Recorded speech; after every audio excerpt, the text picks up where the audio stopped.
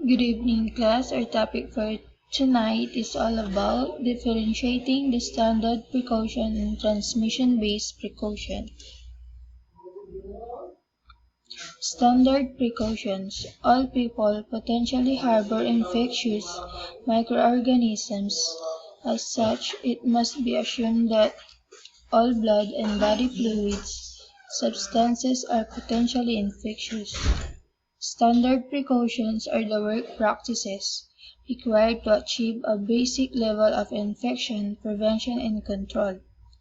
The use of standard precautions aims to minimize and, where possible, eliminate the risk of transmission of infection, particularly those caused by blood-borne viruses. Standard precautions apply to all patients regardless of their diagnosis or presumed infection status.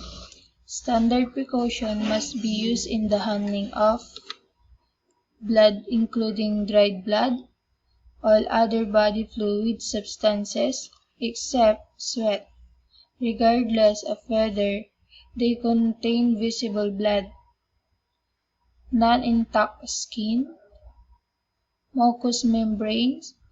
Standard precaution consists of the following practices: hand hygiene before and after all patient contact, the use of personal protective equipment which may include gloves, impermeable gowns, plastic aprons, masks, face shields, and eye protection, the safe use and disposal of sharps, the use of aseptic, non-touch technique for all invasive procedures, including appropriate use of skin disinfectants, reprocessing of reusable instruments and equipment, routine environmental cleaning, waste management, respiratory hygiene and cough etiquette, appropriate handling of linen.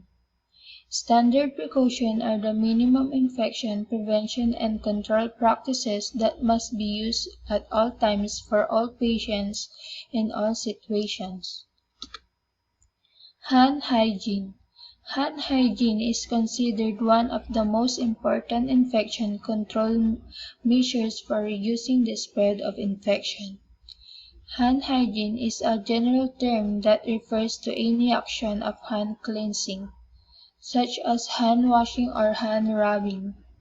Microorganisms are either present on hands most of the time, resident flora, or acquired during the healthcare activities. Transient flora. The aim of hand hygiene is to reduce the number of microorganisms on your hands, particularly transient flora which may present the greater risk for infection transmission. Hand washing. Hands shall be washed with soap and water when visibly soiled and after using the toilet. Hand rubbing. Hand rubbing with an alcohol-based hand rub is the preferred method for hand cleansing in the healthcare setting when hands are not visibly soiled. EBHRs are more effective against most bacteria and many viruses than either medicated or non-medicated soaps. Alcohol-based hand rub are also less drying on hands than washing hands with soap and water, and consequently cause less irritation to the skin. Alcohol-based hand rubs should be applied to dry hands. The 5 moments for hand hygiene, or times when hand hygiene should be attended to, was developed by the World Health Organization. The 5 moments are: before touching a client, before performing a procedure, after a procedure or exposure to body fluid substances, after touching a client, after touching the environment around a client. Transmission-based precaution.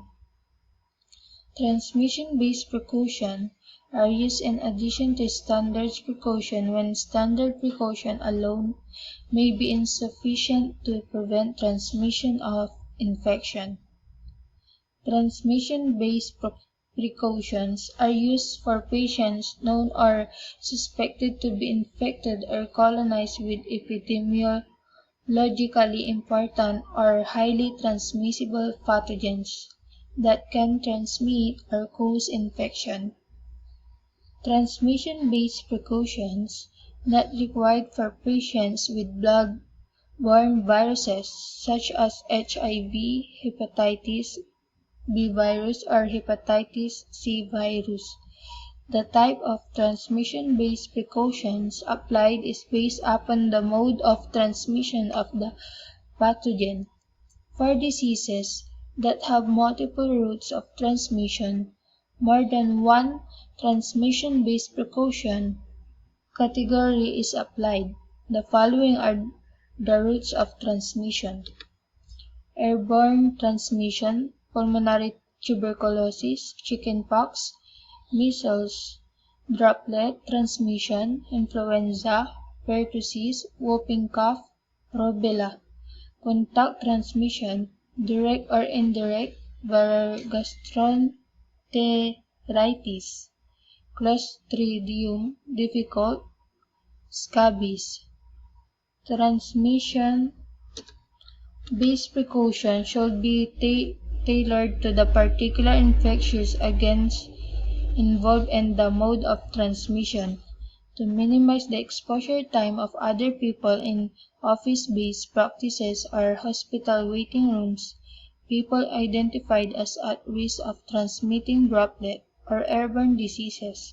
For example, a child with suspected chickenpox should be attended to immediately and placed into appropriate transmission-based precaution to prevent further spread of diseases.